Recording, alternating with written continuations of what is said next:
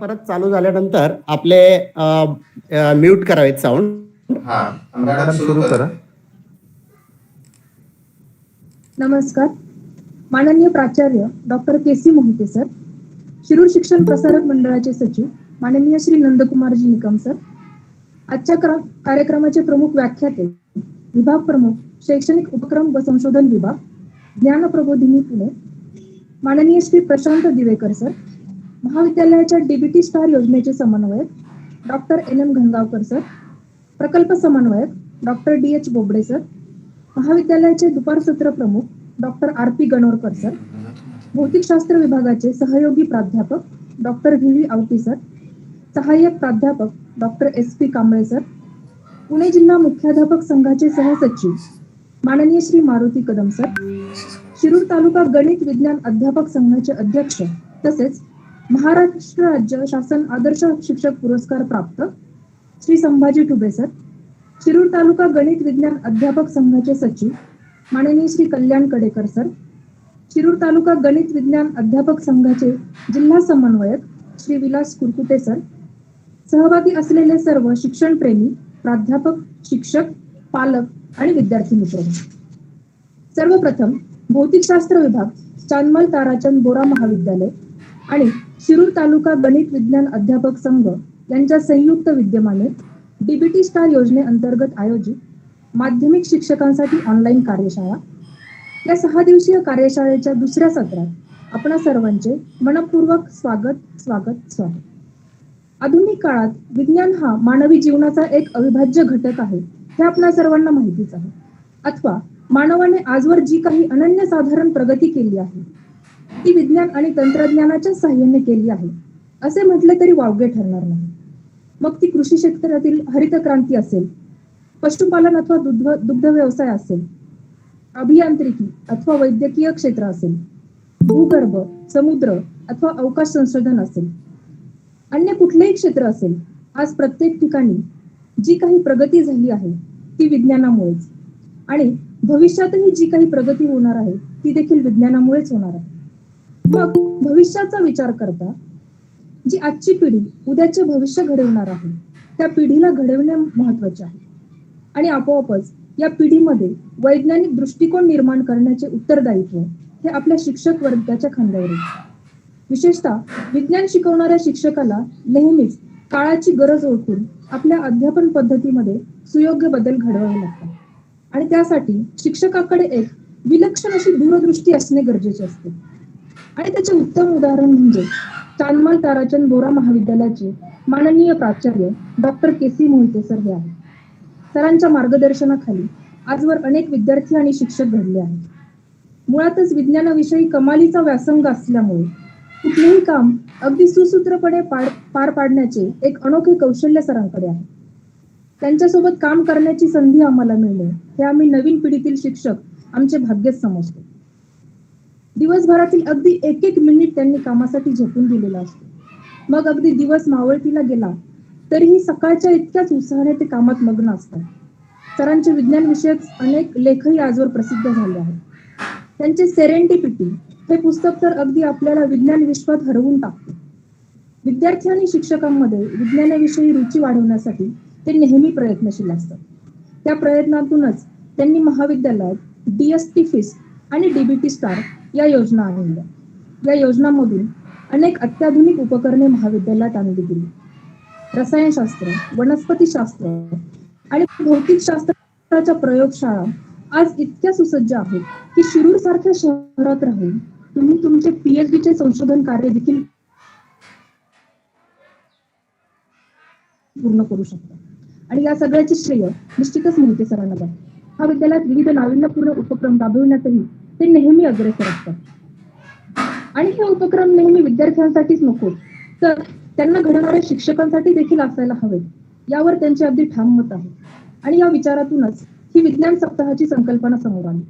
या गोष्टीला शिरूर तालुका गणित विज्ञान अध्यापक संघाकडूनही दुजोरा मिळाला आणि त्याचेच फलित म्हणून माध्यमिक शिक्षकांसाठी ही 6 दिवसीय ऑनलाईन कार्यशाळा आयोजित करण्यात आली. काल या कार्यशाळेच्या उद्घाटन प्रसंगी नांदेड विद्यापीठाचे माजी कुलगुरू माननीय डॉक्टर पंडित विद्यासागर सरांचे विज्ञान शिक्षण का आणि कसे या विषयावर व्याख्यान ऐकण्याचे आपणा सर्वांना भाग्य लाभले.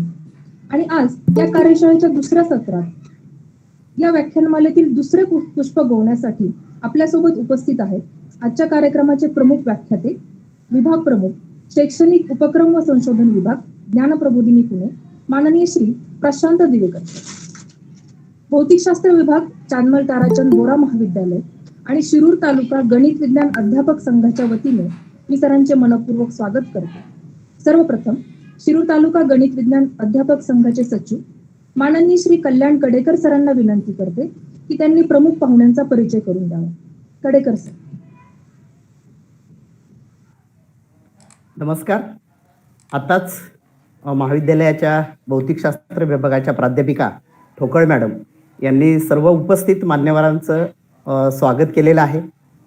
मी पुन्हा एकदा सिटी बोरा महाविद्यालय शिरूर आणि शिरूर तालुका गणित विज्ञान अध्यापक संघ यांच्या संयुक्त विद्यमाने आयोजित ही जी शिक्षण परिषद आहे किंवा आपण याला शिक्षण सप्ताह म्हणूया, या उद्बोधन कार्यशाळेच्या निमित्तानं आज उपस्थित असलेले शिक्षण प्रवाहातील प्रमुख मान्यवर अतिथी, आजचे प्रमुख पाहुणे प्रशांत दिवेकर सर, सिटी बोरा कॉलेजचे प्राचार्य मोहिते सर, त्याचबरोबर या वेबिनारसाठी राज्यभरातून जे विज्ञान शिक्षक, गणित शिक्षक, प्राध्यापक वर्ग, पालक, विद्यार्थी सर्वजण आपण या कार्यशाळेचा लाभ घेत आहात. आपलंही पुन्हा एकदा मी स्वागत करतो. त्याचबरोबर या महाविद्यालयाचे सर्व प्राध्यापक वृंद, आमच्या शिरूर तालुका गणित विज्ञान अध्यापक संघाचे सर्व पदाधिकारी, सर्व विज्ञान शिक्षक, या सर्वांचं मी सहर्ष असं स्वागत करतो. खरोखर सरांनी कालच्या व्याख्यानामध्ये ज्या विज्ञान शिक्षणाच्या काही भूमिका आणि का आणि कसं शिकायचं याविषयी सुंदर मार्गदर्शन केलं आणि याचाच आपल्याला अर्थबोध किंवा आपल्या ज्या शंका असतील त्या दररोजच्या वेगवेगळ्या व्याख्यानातून आपण त्या सोडवण्याचा प्रयत्न करतोय. प्रत्येक या कार्यशाळेमधून होणारी प्रत्येक व्याख्यानं ही अतिशय दर्जेदार आणि अभ्यासपूर्ण होणार आहेत. अनेक मान्यवर या कार्यशाळेमध्ये आपलं मार्गदर्शन आपल्यासाठी घेऊन आलेले आहेत. तर आजचे असे पाहुणे आपल्याला एक लाभलेले आहेत. ज्ञानप्रबोधिनी पुणे या उपक्रमशील शाळेचे एक उपक्रमशील शिक्षक माननीय Shri Prashant Divekar sir, MSc MA MAd. सरांचा परिचय खूप मोठा आहे, परंतु मी माझ्या पद्धतीनं थोडक्यात करून देण्याचा प्रयत्न करत आहे. कारण ज्ञानप्रबोधिनी ह्या संस्थेची ओळख महाराष्ट्राला नव्हे तर देशाला करून देण्याची गरज नाही. अनेक शिक्षण उपक्रम या संस्थेमधून चालत असतात. WN दांडेकर शिक्षण प्रशिक्षण केंद्र ज्ञानप्रबोधिनी या प्रशिक्षण केंद्राचे दिवेकर सर हे प्रमुख म्हणून सध्या काम पाहत आहेत. त्याचबरोबर सरांनी बालविकास मंदिर सोलापूर या ठिकाणी प्राचार्य म्हणून सुद्धा काम केलेलं आहे. सध्या सर प्रबोधिनीतर्फे जे प्रशिक्षक हे मासिक चालवलं जातं, या मासिकाचे सर संपादक आहेत. त्याचबरोबर सरांची आणखी एक ओळख करून द्यायची म्हणजे राष्ट्रीय बालविज्ञान परिषद नवी दिल्ली या उपक्रमाअंतर्गत सरांनी पुणे जिल्हा समन्वयक म्हणून अनेक वर्ष काम केलेलं आहे. त्याचबरोबर या राष्ट्रीय बालविज्ञान परिषदेमधून जे प्रकल्प तयार केले जातात आणि त्यासाठी जी मार्गदर्शिका पुस्तिका तयार केली जाते, ती पुस्तिका तयार करण्यामध्ये सुद्धा सरांचा मोठा सहभाग राहिलेला आहे. सर अनेक ठिकाणी राज्य आणि राष्ट्रीय परिषदेमध्ये, बालविज्ञान परिषदेमध्ये सर परीक्षक म्हणून सुद्धा राहिलेले आहेत.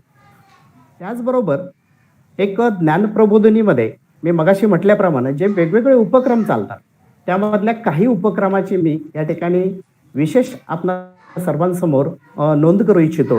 ते अतिशय दर्जेदार आणि विद्यार्थ्यांच्या आणि शिक्षकांच्या दृष्टीने सुद्धा अतिशय उपयुक्त उपक्रम या प्रबोधिनीतर्फे चालवले जातात. यामध्ये सरांचा खूप मोठा सहभाग आहे.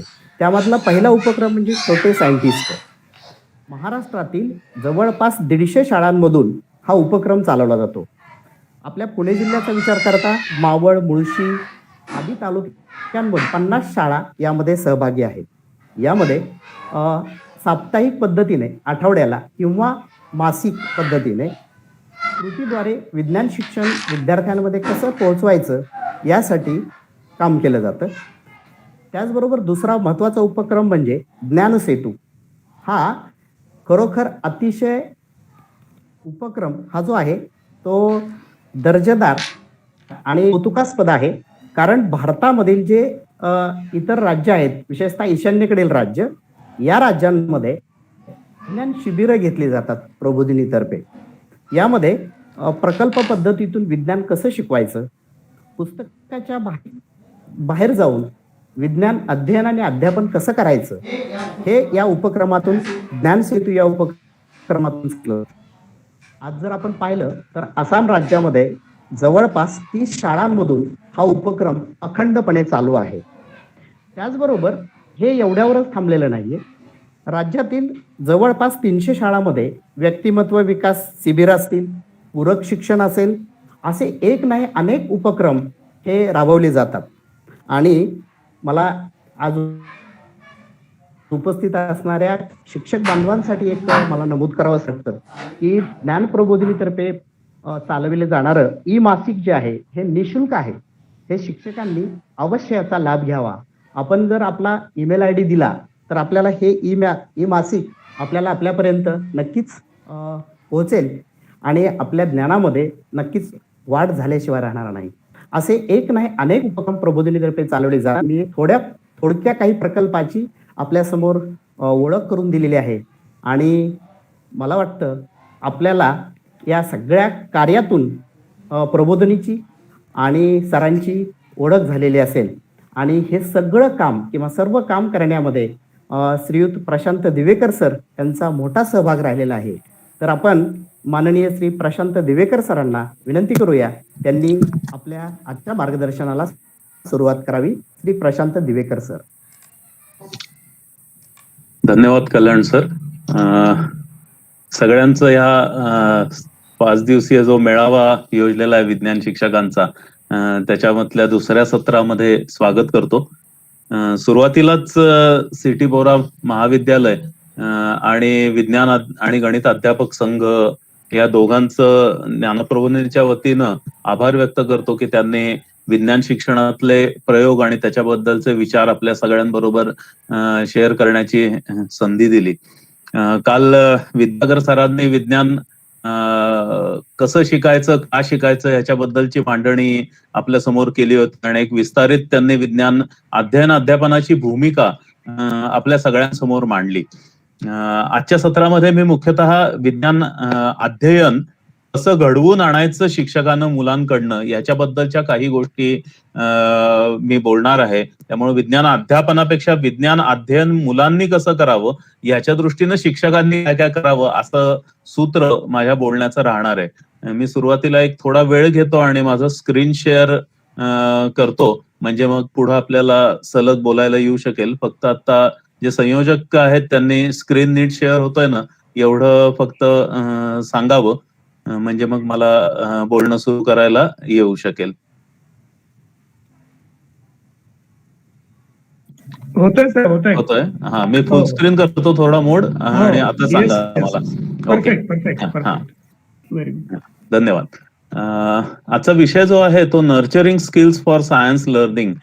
विज्ञान अध्ययनासाठीची कौशल्य विद्यार्थ्यांच्यात कशी रुजवावी आणि त्याच्यासाठी काय काय करावं याच्याबद्दलची मांडणी मुख्यतः मी करणार आहे. आणि त्याच्याबद्दल मी आणि माझ्या प्रबोधिनीतल्या सहकाऱ्यांनी काही केलेले प्रयोग आपल्यापर्यंत मुख्यतः पोहोचवणार आहे की ज्याच्या आधारे आपण आपापल्या शाळांमध्ये वेगवेगळ्या प्रकारच्या कृती मुलांकडनं करून घेऊ शकाल की ज्याच्या आधारे ही कौशल्य मुलांच्यात रुजतील. एक गेल्या आठवड्यातलाच प्रसंग आहे. मी एकांशी बोलत होतो आणि ती व्यक्ती तावातावानं मला म्हणत होती की आपण शाळेत हे शिकलो, काय शाळेत न्यूटनचे नियम शिकलो, शाळेत मी वनस्पतींचं वर्गीकरण शिकलो, शाळेत मी प्राण्यांचं वर्गीकरण शिकलो, मी शाळेत पहिलं महायुद्ध शिकलो, दुसरं महायुद्ध शिकलो, या सगळ्याचा मला आता काय उपयोग आहे. आणि खरं म्हटलं तर तो प्रश्न बरोबर होता की आता काय उपयोग आहे आयुष्यामध्ये पुढं मला. पण ह्या प्रश्नाचं उत्तर शोधत असताना आपण काय शिकलो याचा मर्यादित विचार तो शिकलेली जी व्यक्ती आहे ती करत होती. खरं आपण काय शिकतो याचा जेव्हा आपण विचार करतो तेव्हा आपण विज्ञानामध्ये वेगवेगळ्या संकल्पना शिकतो, वेगवेगळ्या प्रकारची माहिती शिकतो, की ज्याच्यामध्ये संकल्पनांमध्ये फिजिक्स मधल्या कन्सेप्ट असतील, केमिस्ट्रीतल्या असतील, बायोलॉजी मधल्या असतील, अशा वेगवेगळ्या संकल्पना आपण शिकतो आणि त्याच्याच बरोबर माहिती तंत्रज्ञान असेल, उपयोजन असेल, ह्या दृष्टीनं आपण वेगवेगळ्या प्रकारची माहिती पण त्याची पण ओळख करून घेत असतो. त्यामुळे जेव्हा आपण एखादी गोष्ट शिकतो त्यावेळेला ती माहिती शिकतो, पण माहिती शिकत असताना ती माहिती शिकण्याचा परिणाम म्हणून आपल्यामध्ये नकळत काही गोष्टी विकसित होत असतात आणि काही वेळेला या गोष्टी नकळत विकसित होतात आणि काही वेळेला ह्या गोष्टी जाणीवपूर्वक विकसित कराव्या लागतात.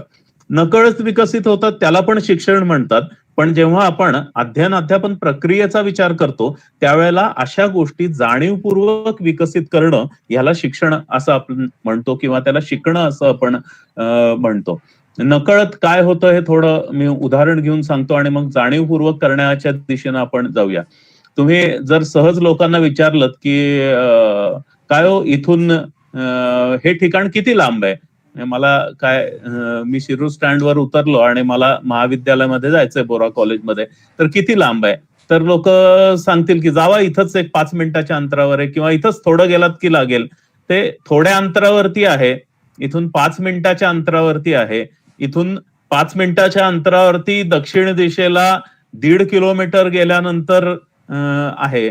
असं जेव्हा नेमकेपणा येत जातो तर तुम्ही बघितलं तर असं नेमकं उत्तर कोण देतो, तर ज्याला काहीतरी मोजायची सवय आहे अशी व्यक्ती असं नेमकं उत्तर घेते. ज्याला अंतराचा अंदाज बांधायची सवय आहे असं उत्तर ही नेमकी व्यक्ती देते. आणि सहज आपण बघितलं तर तुम्ही जर मजा म्हणून एक सर्वे करून बघितलात तर असं नेमकं उत्तर देणार, आता म्हटलं तसं की ज्याला मोजायची सवय आहे तीच व्यक्ती असं नेमकं उत्तर देऊ शकते. आणि ही मोजायची सवय कुठं लागलेली असते, तर त्या व्यक्तीला तो विज्ञान शिक्षण घेतलेली व्यक्ती असेल, तो त्यानं ग्रॅज्युएशन केलं असेल, पोस्ट ग्रॅज्युएशन केलं असेल, कदाचित शाळेच्या स्तरावरती फक्त विज्ञान शिक्षण घेतलेलं असू शकेल, कुठंतरी असेल, पण ज्यानं कधीतरी मोजायची सवय स्वतःला लावून घेतलेली आहे ती व्यक्ती नेमकं उत्तर देते, नाहीतर मग मोघम उत्तर दिलं जातं.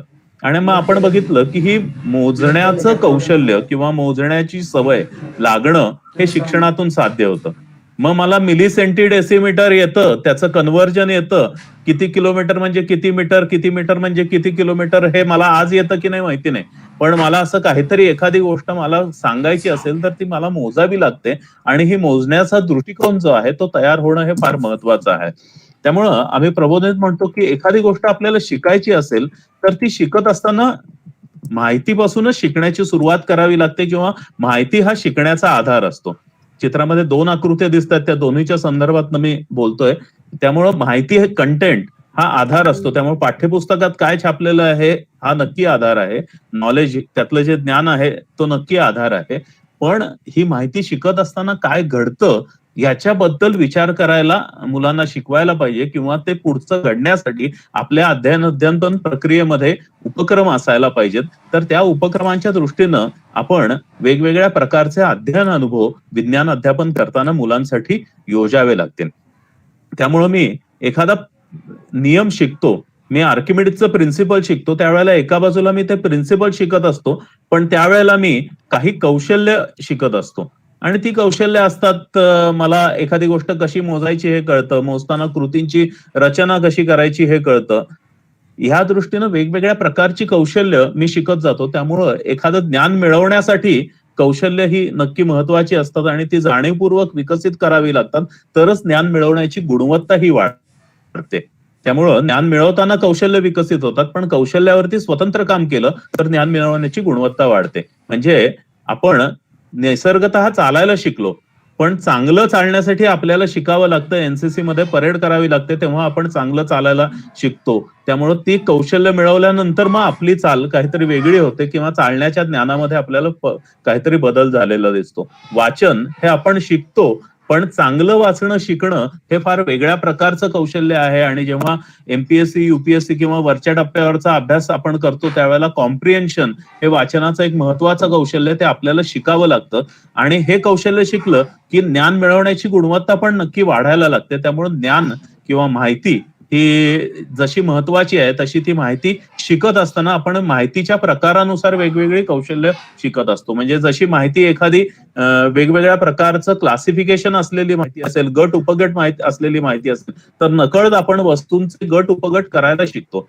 एखादी प्रक्रियेचं वर्णन करणारी माहिती असेल तर आपण नकळत ती प्रक्रिया व्हिज्युअलाइज करायला शिकतो. त्यामुळे प्रक्रियेची मांडणी हे कौशल्य नक्की आपण शिकत जातो. आणि ही कौशल्य आपण नंतर स्वतंत्रपणे जर शिकली, जसं जे संशोधन करतात रिसर्च मेथोडॉलॉजी वाले किंवा पीएचडी एमपीएल करणारे आहेत, त्यांना एक मेथोडॉलॉजीचा पेपर स्वतंत्रपणे नंतर शिकावा लागतो. कारण कंटेंट वरती तुम्ही रिसर्च करता, पण कंटेंट वरती रिसर्च करण्यासाठीची स्किल्स ही नक्की शिकावी लागतात. त्यामुळे अशी स्किल्स ही शिकण्याच्या प्रक्रियेतला महत्वाचा भाग आहे. त्यामुळे आजच्या मांडणीचा विषय nurturing skills for science learning असा ठेवलेला आहे. आणि आपण अशी कुठली कुठली कौशल्य मुलांना जर आपण शिकवली तर मुलांची विज्ञान शिकण्याची गुणवत्ता वाढेल हे नक्की आपण बघूया. या कौशल्यातनं शिकण्यामुळं काय होतं तर एक शिकण्यामध्ये सहजता येते आणि शिकण्याची प्रेरणा, मोटिवेशन जे आहे ते मोटिवेशन वाढतं. त्यामुळे असं मोटिवेशन वाढण्याच्या दृष्टीनं पण ज्ञानाबरोबर कौशल्य शिकणं हे फार महत्वाचं आहे.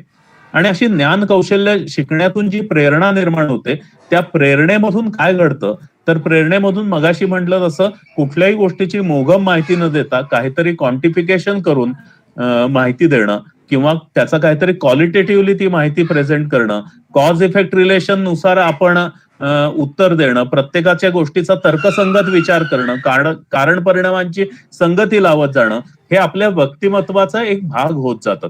त्यामुळे विज्ञान शिकत असताना एका बाजूला आपण कौशल्य शिकतो, एका बाजूला माहिती शिकतो, पण हे शिकत असताना आता म्हटलं तसं की माझं व्यक्तिमत्व असं घडतं की मी प्रत्येक गोष्ट तपासूनच घेतो. आता हे तपासून घेणं प्रत्येक गोष्ट हा ऍटिट्यूड आहे आणि तो दीर्घकाळ विज्ञान अध्ययन केल्यानंतर हा ऍटिट्यूड तयार होतो आणि त्यातून मला वैज्ञानिक दृष्टिकोनानं मी आयुष्य जगेन असं एक लाईफ गोल मला मिळतं. त्यामुळे विज्ञान अध्यापकानं या 5 पायऱ्यांचा विचार करून आपली अध्ययन अध्यापन प्रक्रिया मुलांबरोबरची आहे त्याचा विचार करणं गरजेचं असतं आणि त्यातल्या स्किल्स बद्दल आज आपण तपशिलात विचार करणार आहोत. एखादी गोष्ट शिकत असतो आपण त्यावेळेला किंवा शिकवत असतो त्यावेळेला आशय नक्की पाठ्यपुस्तकात आहे, अभ्यासक्रमात जो आहे तो नक्की आपण शिकवतो, पण त्याच्याबरोबर आपण काही प्रक्रिया शिकवत असतो. म्हणजे मी आर्किमिडीजचा प्रयोग शिकवतो, मी न्यूटनच्या नियमावरचा प्रयोग शिकवतो, मी वनस्पती ओळखायला शिकवतो, हा कंटेंट झाला. पण त्यावेळेला मी आयडेंटिफिकेशन ही एक प्रोसेस आहे ती शिकवत असतो, एक्सपेरिमेंटल डिझाईन ही प्रोसेस आहे ती शिकवत असतो, एखाद्या घटनेचा फ्लो कसा घडतो, कारण परिणाम कसे घडतात, अशा वेगवेगळ्या प्रोसेसेस विद्यार्थी शिकत असतात आणि त्या प्रोसेसेस शिकवणं हे शिकण्याची प्रक्रिया उत्तम होण्याच्या दृष्टीनं अतिशय महत्वाचं असतं. त्यामुळे प्रोसेस हा एक फार महत्वाचा भाग आहे की ज्याच्यावरती आपल्याला लक्ष केंद्रित करावं लागतं. पण जो मगाशी माझ्या मित्रानं जो प्रश्न विचारला की मला काय उपयोग त्याचा, उपयोग हा कॉन्टेक्स्ट वरती ठरतो. म्हणजे मी कशासाठी शिकतोय याच्यानुसार ठरतं. एखादा ग्रामीण भागातला विद्यार्थी आहे त्याचं पुस्तकामधल्या शेतीची अवजारे आणि पशुपालनाच्या बद्दलचे जे धडे आहेत ते शिकण्यासाठीचा त्याचं उद्दिष्ट काहीतरी वेगळं असणार आहे आणि शहरी भागातल्या मुलाचं ते शिकण्यामागचं उद्दिष्ट काहीतरी वेगळं असणार आहे. जल सुरक्षा असा एक नवीन विषय आता 9वीच्या पुस्तकामध्ये समाविष्ट झालेला आहे. तो शिकण्यासाठीचा शहरी भागातला कॉन्टेक्स्ट काहीतरी वेगळा असेल, तिथं पाणी वाचवणं हा शिकवण्यामागचा मुख्य शिकण्याचा उद्देश असेल, पण जल सुरक्षा किंवा जलसंधारण हा ग्रामीण भागातल्या मुलाच्या दृष्टीनं कदाचित वेगळ्या प्रकारचा उद्देश असू शकेल. त्यामुळे काय कॉन्टेक्स्ट मध्ये आपण एखादा विषय शिकतो हे फार महत्वाचं आहे. त्यामुळे विज्ञान अध्यापन करत असताना आपल्याला प्रत्येक आशय ह्या क्रायटेरियावरती तपासून बघायला लागतो आणि आज मुख्यतः मी ज्ञान आणि कौशल्य याची सांगड आणि कौशल्य विकसन हे कसं महत्वाचं आहे याच्या दृष्टीनं काय काय प्रकारची कौशल्य विज्ञान अध्यापनात विचारात घ्यावी लागतात याच्याबद्दल बोलणार आहे. एखादी गोष्ट शिकायची असेल तर वेगवेगळ्या प्रकारची कौशल्य लागतात आणि मला असं वाटतं की ती कौशल्य 2 प्रकारची मुख्यतः असतात. त्यातला पहिला प्रकार जो आहे तो मुख्यतः हँड्स ऑन स्किल, ज्याला काहीतरी कृती करण्याची कौशल्य आहेत. म्हणजे स्वयंपाक करायचा असेल तर स्वयंपाक करण्यासाठी भाजणे, चिरणे, निवडणे हे सगळे हातानं किंवा ज्ञानेंद्रिय वापरून करायची कौशल्य आहेत. ती कौशल्य विज्ञान शिकत असताना फार महत्वाची अशी कौशल्य आहेत. जसं प्रयोगशाळेमध्ये गेल्यानंतर उत्तम स्लाइड तयार करता येणं आणि ती स्लाइड करत असताना एअर बबल न येता ती अतिशय उत्तम स्लाइड तयार होणं, ती योग्य पद्धतीनं सूक्ष्मदर्शकाखाली ठेवता येणं, हे सगळं मोटर स्किल्स ज्याला आपण कारक कौशल्य असं म्हणतो, अशी कारक कौशल्य वापरून करायचे आहे. रसायनशास्त्रामध्ये पिपेटनं आपल्याला योग्य पद्धतीनं सक करून पाहिजे तेवढ्या व्हॉल्यूमचा द्रव घेता येणं, हे तसं म्हणलं तर हँड्स ऑन स्किल आहे. भौतिकशास्त्र असेल तिथं पण प्रिसिजन घेऊन मेजरमेंट करता येणं, हे हँड्स ऑन स्किल्स आहेत. त्यामुळे वेगवेगळ्या प्रकारची हँड्स ऑन स्किल मुलं शिकतील हे आपल्याला विज्ञान अध्यापनामध्ये बघावं लागतं आणि त्या प्रकारचे शैक्षणिक अनुभव मुलांसाठी त्याची योजना करायला लागते. त्यामुळं स्किल्स हे शिकण्याचा भाग आहेत. आणि दुसऱ्या प्रकारची कौशल्य जी असतात ती मुख्यतः विचार कौशल्य असतात. त्यामुळं आता म्हटलं तसं कारण परिणामांची संगती हे एक विचार कौशल्य आहे. एखादी गोष्ट तर्कसंगत पद्धतीनं सिद्ध करता येणं हे एक विचार कौशल्य आहे. क्रिटिकली विचार करता येणं, क्रिएटिव्हली विचार करता येणं, एखाद्या गोष्टीचं विश्लेषण करता येणं, अनालिसिस करता येणं, ते अनालिसिस केल्यानंतर त्यातलं काहीतरी चांगलं निवडून सार मांडता येणं, म्हणजे त्याचं सिंथेसिस करता येणं आणि एखादी गोष्ट नव्यानं तयार करता येणं, एखादा नियम, एखादा निष्कर्ष नव्यानं मांडता येणं, हे एक विचार कौशल्य आहे. त्यामुळं विज्ञान अध्ययन करत असताना अशी वेगवेगळ्या प्रकारची विचार कौशल्य आपल्याला शिकावी लागतात. Nurturing skills for science learning असं या आत्ताच्या सत्राचं शीर्षक दिलेलं आहे आणि त्या शीर्षकामध्ये बघितलं तर सायन्स लर्निंग, विज्ञान शिकत असताना काय काय कौशल्य शिकली तर विज्ञान शिकण्याची गुणवत्ता वाढेल, विज्ञान शिकण्यासाठीची विद्यार्थ्याची प्रेरणा वाढेल आणि गुंतवणूक वाढेल विज्ञान शिक्षणातली विद्यार्थ्याची. या दृष्टीने ही कौशल्य विकसन हा एक फार महत्वाचा मुद्दा आहे. त्यातले दोन शब्द जे पहिले आहेत ते कौशल्य कशाला म्हणायचं आणि नर्चरन्स म्हणजे विकसन कशाला म्हणायचं, या गोष्टीचा आपल्याला शिक्षक म्हणून नक्की विचार करायला लागेल. कारण त्या पद्धतीनं आपल्याला आपल्या अध्ययन अनुभवांची रचना मुलांसाठीची करावी लागते. कौशल्य कशाला म्हणतो तर आता म्हटलं तसं स्किल हे स्पेसिफिक असतं आणि म्हटलं तसं की एखाद्या गोष्टी, एखादी कृती करता येणं आणि ती कृती नेमकी करता येणं हे कौशल्य विकसनातली फार महत्वाची गोष्ट आहे. त्यामुळे एखादी कृती जेव्हा नेमकी करायला येते, अॅक्युरसी, एखादी गोष्ट करत असतानाची अॅक्युरसी मिळवत जाणं, याला कौशल्य विकसन असं म्हणतो आपण. म्हणजे मला पिपेट वापरून एखादा द्रव घेत असताना तो बरोबर तेवढाच घेता येणं आणि दरवेळेला तेवढाच घेता येणं ही अॅक्युरसी झाली. माझ्या मेजरमेंटमध्ये योग्य पद्धतीनं असणं ही अॅक्युरसी झाली आणि अशी अॅक्युरसी कौशल्यांमधली विकसित होत जावी लागते. म्हणजे मी कितीही गडबडीत स्लाइड तयार केली तरी ती स्लाइड अतिशय नेटकी असेल, त्याच्यात एअर बबल नसेल, ही अॅक्युरसी हळूहळू आपली एखादी गोष्ट करत असतानाची विकसित होत जाते. त्या प्रक्रियेला आपण कौशल्य विकसन असं म्हणतो. कौशल्य विकसनात दुसरा भाग येतो तो डिटेलिंगचा येतो. म्हणजे माझं हस्ताक्षर सुधारायचं आहे तर हस्ताक्षर सुधारत असताना मला अक्षराच्या वळणाकडे लक्ष द्यावं लागतं, अक्षराच्या ठेवणीकडे लक्ष द्यावं लागतं, गरजेनुसार अक्षराचं डिझाईन बदलता येणं याच्याकडे लक्ष द्यावं लागतं. मला अक्षर माझं सुधारायचं असेल तर ते सुलेखन शुद्ध असणं याच्याकडे लक्ष द्यावं लागतं. असं एखाद्या कौशल्यातलं डिटेलिंग काय आहे, म्हणजे मला एखादा खेळ खेळायचा असेल तर मला बॅट कशी धरायची, ती कशी ठेवायची, किती उचलायची, हे सगळे तपशील त्यातले येत जावे लागतात. हे डिटेल एखाद्या कौशल्यातले जे आहेत ते कौशल्यातले डिटेल हे आपल्याला शिकावे लागतात आणि असं डिटेलिंग करत आपण एखादी गोष्ट शिकत जातो आणि त्यातले तपशील आणि त्याच्यावरती प्रभुत्व मिळवत जातो.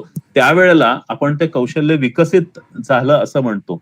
आणि तिसरी महत्वाची गोष्ट आहे की त्यातलं प्रिसिजन मला सांभाळता यायला पाहिजे. असं गोष्ट मला एखादी सरावानं जमायला लागली, प्रॅक्टिस करत जमायला लागली की ते स्किल्स माझ्यात विकसित झालंय असं आपण म्हणतो. आणि असा कौशल्य विकसन या शब्दाचा विचार आपल्याला अशी कौशल्य मुलांना शिकवत असताना करावा लागणार आहे. त्यामुळे कौशल्य विकसन कुठल्या प्रकारची कौशल्य विकसन की ज्या कौशल्यांच्या विकसनामुळं विज्ञान शिकण्याची गुणवत्ता वाढेल, विज्ञान शिक्षणामधला विद्यार्थ्यांची गुंतवणूक वाढेल. या दोन्ही प्रकारच्या गोष्टी आपल्याला विचारात घ्याव्या लागतील आणि त्या दृष्टीनं काही हँड्स ऑन स्किल मुलांना आपल्याला शिकवावे लागतील आणि काही विचार करण्याची कौशल्य मुलांना शिकवावी लागतील. आता मी जसं म्हटलं की एखाद्या गोष्टीचं डिटेलिंग करत गेल्यानंतर त्यातली स्किल्स काय प्रकारची असतात याचा आपल्याला विचार करता येऊ शकेल आणि त्याच्या विकसनासाठी काय काय प्रकारचे उपक्रम आपण शाळेमध्ये योजू शकतो, मुलांकडनं करून घेऊ शकतो, याच्याबद्दल मी माझ्या मांडणीमध्ये कौशल्य आणि त्याच्या विकसनासाठीचे उपक्रम अशा 2 टप्प्यामध्ये मुख्यतः ही मांडणी करणार आहे. त्यातलं पहिलं महत्वाचं कौशल्य की ज्या प्रश्नापासून मी सुरुवात केली होती की किती, ह्या प्रश्नाचं उत्तर कायम विद्यार्थ्यांना द्यावं लागतं विज्ञान शिकणाऱ्या.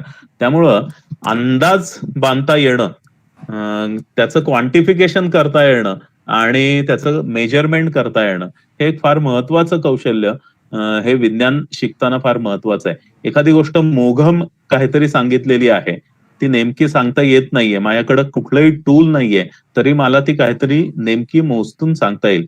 त्यामुळे 2 प्रकारची निरीक्षणं ही मुख्यतः आपण करतो. त्यात क्वालिटेटिव्ह आणि क्वांटिटेटिव्ह अशी 2 प्रकारची निरीक्षणं असतात. या दोन्ही प्रकारच्या निरीक्षणांमधल्या क्वालिटेटिव्ह निरीक्षणाबरोबरच क्वांटिफिकेशन ज्या ठिकाणी येतं त्या ठिकाणी ही 3 शब्द जे आहेत किंवा ही 3 कौशल्य जे आहेत ती कौशल्य ही फार महत्वाची आहे. आपण रसायनशास्त्रामध्ये अनेक प्रयोग करतो आणि सुरुवातीला आपण काहीतरी एखाद्या सोप्या चाचणीवरनं तो पदार्थ काय इस्टर आहे, अल्कोहोल आहे, ऍसिड आहे का काय आहे असा काहीतरी अंदाज बांधतो. हे एस्टिमेशन आहे. आणि त्या अंदाज बांधल्यानंतर मग आपण एक एक ग्रुप तपासायला सुरुवात करतो आणि एक एक ग्रुप तपासून झाल्यानंतर शेवटी कन्फर्मेटरी टेस्ट घेतो. त्यामुळे सुरुवात कुठल्याही विज्ञानाच्या गोष्टीतली होती की ती एस्टिमेशन पासून येते. किती असेल माझ्या समोरची गोष्ट हे एस्टिमेट करता यायला पाहिजे. एस्टिमेट केल्यानंतर त्याचं क्वांटिफिकेशन करता यायला पाहिजे आणि त्याचं मेजरमेंट करता यायला पाहिजे.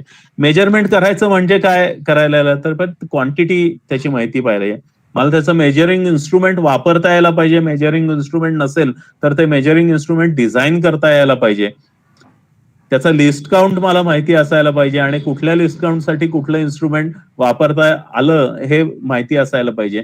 त्यामुळे हे कौशल्य आहे, मोजणं हे कौशल्य आहे. बरेचदा एक सामाजिक प्रश्न चर्चेत घेतला जातो की भारतातल्या शेतकऱ्यांची स्थिती अशी का, आणि त्याच्याबद्दलचं एक कायम उत्तर दिलं जातं की भारतातला शेतकरी मोजत नाही आणि जो चांगलं मोजतो त्याचाच व्यवसाय उत्तम होतो. म्हणजे तो शेतकरीच पाहिजे असं नाही, कुठल्याही व्यवसायात तुम्ही गेला की ज्याला मोजायला चांगलं येतं तोच उत्तम. आता ही मोजणी हा ऍटिट्यूड हा कुठं विकसित होईल जर शालेय शिक्षणात आपण काहीतरी त्याला मोजायला लावणार असू तर हा ऍटिट्यूड विकसित होऊ शकेल. त्यामुळे असं मोजायला शिकवणं हे फार महत्वाचं आहे. आणि मोजवायला शिकवत असताना त्याची उपकरणं तयार करण्यापासून ते मोजायला शिकवणं हे फार महत्वाचं आहे. बरेचदा आपण डायरेक्ट उपकरणाची ओळख करून देतो. काय काय मोजायला येऊ शकतं आपण बघितलं की लांबी रुंदी उंची सारखी आपण गोष्टी मोजतो, आपण आकारमान मोजतो, आपण त्याची घनता मोजतो, अशा अनेक गोष्टी आपण मोजतो. आणि पण याच्या पलीकडे जाऊन मोजायची संधी मुलांना मिळते का? म्हणजे कागदा पलीकडचे कोण मोजायची संधी मुलांना किती वेळा मिळते? म्हणजे त्यांच्या आजूबाजूला असंख्य कोण असतात, ते कोण मोजायची संधी मुलांना किती वेळा मिळते? अशी संधी मिळाली तर मुलांना मोजायचं असतं हे कळत जाईल. मला आठवतंय की एक विद्यार्थ्यांचा गट प्रकल्पावरती काम करत होता आणि त्यांना एका इंडिकेटरचे कलर चेंज मोजायचे होते. म्हणजे निळ्या रंगाच्या वेगवेगळ्या शेड त्या प्रयोगामध्ये मिळणार होत्या. आणि मग मुलं माझ्याकडे आली आणि म्हणाली की आता ह्या वेगवेगळ्या शेड मिळतात तर त्याचा आपण अर्थ काय लावायचा? मी म्हटलं अर्थ लावायचा असेल तर ते मोजावं लागेल, रंग मोजायला लागेल. आणि मग रंग कसा मोजायचा हा प्रश्न पडला. आणि रंग मोजणं हे काही कुठल्या पुस्तकात नसतं, शालेय पुस्तकामध्ये, पण त्या अभ्यासासाठी विचारात घ्यायला लागतं. आणि मग चर्चा सुरू झाल्यानंतर रंग कुठं मोजायचं आणि आपण कुठं मोजतो? मग काही मुलं म्हणाली की ते आमच्या घरात गेल्या महिन्यामध्ये रंग लावला होता, त्यावेळेला शेड कार्ड आणली होती आणि मग लाल रंगाच्या वेगवेगळ्या शेड त्या शेड कार्ड मध्ये होत्या. आणि मग आम्ही ते शेड कार्ड आणलं आणि ते रंग वेगवेगळ्या प्रकारचे 10 लाल रंग त्या ठिकाणी मिळाले. मग आपल्याला आपल्या टेस्ट ट्यूब मधला जो रंग आहे तो निळा रंग होता. टेस्ट ट्यूब मधला जो निळा रंग आहे तो 10 पॉइंट स्केल वरती मोजता येऊ शकेल. म्हणजे माझ्याकडची जी रंग मोजण्याची मोजपट्टी आहे ते 10 युनिट मधली माझ्याकडची मोजपट्टी मला उपलब्ध झाली. अशी मोजण्याची संधी मुलांना मिळाली. मग अजून तपशिलात आपल्याला ते युनिट वाढवता येईल का? त्याचा डिस्काउंट वाढवता येईल का, अशा पद्धतीनं चर्चा सुरू झाल्यानंतर मग एक मुलगी म्हणाली की मी गेल्या महिन्यामध्ये आई बरोबर ब्लाउज पीस खरेदी करायला गेले होते आणि तिथं दुकानामध्ये एक निळ्या रंगाच्या अगदी व्हायोलेट कलर पासून आकाशी निळ्या रंगापर्यंतचे एक 100 रंगाचे 50 रंगाचे वेगवेगळे कापडाचे नमुने ठेवले होते आणि त्याच्याशी मॅच करून आईनं मॅचिंग हे निवडलं. म्हणजे रंग मोजता येतो हे त्याचा अनुभव तिनं घेतला की आईनं रंग मोजला, रंगाची शेड आहे ती मोजली. असं प्रत्येक गोष्ट आपल्या परिसरातली जी आहे ती मोजता येणं आणि अशा मोजण्याच्या संधी, मग ते कोणापासून आकारमानापासून लांबी रुंदीपासून उपकरण असताना नसताना आणि ते अंदाजे किती असेल याचा अंदाज वर्तवायला यायला पाहिजे. म्हणजे आपल्याला मिळालेली गोष्ट मी एक मजा म्हणून सांगतो की मी मध्ये काही वर्षापूर्वी एक तेलंगणात शिक्षक प्रशिक्षण घ्यायला गेलो होतो आणि त्या शिक्षक प्रशिक्षणाच्या नंतर एका शिक्षकाने अनुभव व्यक्त करताना सांगितलं की मी बीएससी झालेलो आहे सायन्स, पण मी पहिल्यांदा 1 मिनिट काय असतो हे मोजून पहिल्यांदा बघितलं. त्यांना एक प्रयोग दिला होता, त्याच्यात 1 मिनिटाची निरीक्षणं नोंदवायची होती मिनिटामधली. कारण एस्टिमेशन 1 मिनिट किती असतो याचं एस्टिमेशनच कधी त्यांनी केलेलं नव्हतं, अंदाजच व्यक्त केलेला नव्हता. त्यामुळे आपल्या शिक्षणामध्ये, विज्ञान अध्यापनामध्ये मुलांना एस्टिमेट करता येईल, क्वांटिफाय करता येईल आणि मेजर करता येईल अशा गोष्टी लागतील. दुसरी विज्ञान शिक्षणातली महत्वाची गोष्ट जी आहे ती ऑब्झर्वेशन, क्वेश्चनिंग आणि क्लासिफिकेशन. याच्या असंख्य ऍक्टिव्हिटीज मुलांसाठी आपल्याला डिझाईन करायला लागतात. कारण ह्या 3 गोष्टी जोपर्यंत विकसित होत नाहीत तोपर्यंत विज्ञान अध्ययन उत्तम होऊ शकत नाही. ते फक्त माहिती स्तरावरती आणि माहिती लक्षात ठेवणं, मेमराईज करणं, पाठांतर करणं किंवा लक्षात ठेवणं माहिती याच्या पुरतच मर्यादित राहतं. त्यातलं सर्वात विज्ञान अध्ययनातलं महत्वाचं कौशल्य जे आहे ते प्रश्न विचारता येणं आणि प्रश्न विचारण्याच्या संधी आपण शालेय वातावरणात उपलब्ध करून देणं. कारण नेमका प्रश्न विचारता येणं हे कौशल्य आहे. नाहीतर रॅन्डमली प्रश्न लोक विचारतात. प्रश्न हे गुंफून एकमेकांच्या मागोमाग यायला पाहिजेत. आम्ही एक खेळ खेळतो शाळेमध्ये की, आणि मुलांच्यात पण पॉप्युलर आहेत, आपल्या शाळेतली मुलं पण ते खेळत असतील. मनात एखादी वस्तू धरायची आणि ती वस्तू समोरच्यानी प्रश्न विचारून ओळखायची आणि समोरच्यानं हो नाही असं उत्तर द्यायचं. या खेळाला आम्ही यक्ष प्रश्न असं म्हणतो. आणि समजा मी वनस्पती मनात किंवा सजीवांबद्दलचा यक्ष प्रश्न मुलांशी खेळत असेल आणि सजीवांबद्दलचा यक्ष प्रश्न खेळत असताना मुलांनी पहिला प्रश्न कुठला विचारायला पाहिजे, मनात धरलेली वस्तू ही वनस्पती आहे का? त्याचं उत्तर हो आलं तर मग वनस्पतींबद्दलचे प्रश्न विचारायला पाहिजे. त्याचं उत्तर नाही आलं तर मग प्राण्यांबद्दलचे प्रश्न विचारायला पाहिजेत. समजा त्याचं उत्तर नाही आलं तर मग प्राण्यांबद्दलचा प्रश्न विचारत असताना पुढचा प्रश्न येतो की त्याला व्हर्टिब्रल कॉलम, मज्जारज्जू आहे का त्याला? हा पुढचा लॉजिकल येणारा प्रश्न आहे. त्यामुळे questioning is a logical series of question. हे मुलांना जनरेट करायला पाहिजे. एका प्रश्नातून दुसरा प्रश्न, दुसऱ्या प्रश्नातून तिसरा प्रश्न. आणि चांगलं शिकणं कोणाचं होतं? ज्याला प्रश्न पडतात तो चांगलं शिकतो. पण प्रश्न पडायला शिकवावं लागतं, नेमके प्रश्न विचारायला शिकवावं लागतं आणि प्रश्न निर्माण होण्यासाठीचं वातावरण निर्मिती ही पण करावी लागते. त्यामुळं एक लक्षात आपण घेऊया की आपण शिक्षक म्हणून बऱ्याचदा questioning is tool for learning असं म्हणतो, पण questioning is tool for evaluation म्हणून आपण परीक्षेमध्ये वापरतो. पण मला असं वाटतं की खरं म्हणजे questioning is tool for learning. अलीकडं विज्ञानाची पुस्तकं बनलेली आहेत आणि विज्ञानाच्या पुस्तकामध्ये जी अगदी मी मुद्दामून खालच्या इयत्तांचं उदाहरण घेतो की 3री, 4थी, 5वीला परिसर अभ्यास आहे आणि परिसर अभ्यासाच्या पुस्तकात काही धड्यांच्या आधी सुरुवातीला नमुना प्रश्न दिलेले असतात. म्हणजे बीजांकुरण हा विषय आहे आणि बीजांकुरण मला शिकवायचं आहे, तर बीजांकुरणाच्या धड्याच्या सुरुवातीला काही प्रश्न दिलेले आहेत. हे प्रश्न शिकवण्यासाठीचे नाहीत किंवा हे प्रश्न मुलांकडनं वाचून घेण्याचे देखील प्रश्न नाहीत. हे प्रश्न कशासाठी आहेत? तर असे प्रश्न, एखादी संकल्पना मला शिकायची असेल तर त्या संकल्पनेबद्दलची मनातली क्युरिओसिटी, उत्सुकता, कुतूहल, मला आधीचं पूर्वज्ञान आहे त्याच्या पुढच्या माझ्या मनामध्ये असलेल्या शंका, हे सगळं सुरुवातीला यायला पाहिजे. त्यामुळे क्वेश्चनिंग हे ब्रेनस्टॉर्मिंगच्या दृष्टीनं फार महत्वाची गोष्ट आहे. त्यामुळे क्वेश्चनिंग कसं करायचं हे मुलांना शिकवावं लागतं. विज्ञान अध्ययनातलं सर्वात महत्वाचं कौशल्य जे आहे ते निरीक्षण हे एक महत्वाचं कौशल्य आहे. वेगवेगळ्या प्रकारच्या गोष्टीची निरीक्षणं करायला यावी लागतात. म्हणजे वस्तूचं निरीक्षण करायला यायला पाहिजे, एखाद्या प्रक्रियेचं निरीक्षण विद्यार्थ्याला करता यायला पाहिजे, बदल, चेंज याचं निरीक्षण विद्यार्थ्याला करता यायला पाहिजे, पॅटर्न, रचना ह्याचं निरीक्षण विद्यार्थ्याला करता यायला पाहिजे. आणि अशी वेगवेगळ्या प्रकारची निरीक्षण ज्याला करता येतात त्यालाच विज्ञानातल्या संकल्पना समजतात. वनस्पतींची किंवा प्राण्यांची लक्षणं ही पाठ करायची नसतात, ती लक्षणं निरीक्षणातनं समजावून घ्यायची असतात. भौतिकशास्त्रामध्ये नियम हे पाठ करायचे नसतात, तर भौतिकशास्त्रातले नियम काहीतरी डेटा आहे त्याच्या पॅटर्न मधनं तयार झालेले आहेत, तो पॅटर्न मला समजून घेता यायला पाहिजे. आणि असा पॅटर्न मला समजला तर मी फॉर्म्युला तयार करू शकतो. रसायनशास्त्र मला शिकायचं असेल तर मला चेंज बद्दलची ऑब्झर्वेशन करायला यायला पाहिजेत, आणि मला जेव्हा चेन बद्दलची ऑब्झर्वेशन करायला येतात तेव्हा अभिक्रियेत काय घडतं हे मला कळतं. त्यामुळे अशी वेगवेगळ्या प्रकारची निरीक्षणं करण्याची संधी जर आपण विद्यार्थ्यांना देऊ शकलो तर त्या प्रकारचं कौशल्य हे विद्यार्थ्यांचं विकसित होऊ शकतं. आणि सर्वात महत्वाची गोष्ट ही क्लासिफिकेशन हे एक कौशल्य आहे. आपण मगाशी म्हटलं असं की आशय म्हणून वनस्पती आणि प्राण्यांचं वर्गीकरण, पदार्थांचं वर्गीकरण हे मुलांना शिकवतो, पण वर्गीकरण हे कौशल्य आहे. कारण ते कसं एखाद्या गोष्टीचं वर्गीकरण करायचं म्हणजे काय करायचं, तर वर्गीकरण म्हणतो म्हणजे आपण त्या पदार्थाचे डायग्नोस्टिक कॅरेक्टर किंवा विशिष्ट गुणधर्म लिहितो. त्या विशिष्ट गुणधर्मांची यादी तयार झाली प्रत्येक पदार्थाची, आणि मग माझ्याजवळ 10 पदार्थ असतील तर कुठल्या गुणधर्मांच्या आधारे त्या पदार्थाचे 2 गट होऊ शकतात, तो गटात विभागणी गुणधर्म निश्चित करता येणं, आणि कुठल्या गुणधर्मांच्या आधारे ते समान सेटमध्ये राहतात ते निश्चित करता येणं, आणि मग असं टप्प्याटप्प्यानं एक हायरार्की करता येणं हे एक स्किल आहे. आणि ते आयुष्यात लाईफ स्किल म्हणून पण उपयोगी पडतं.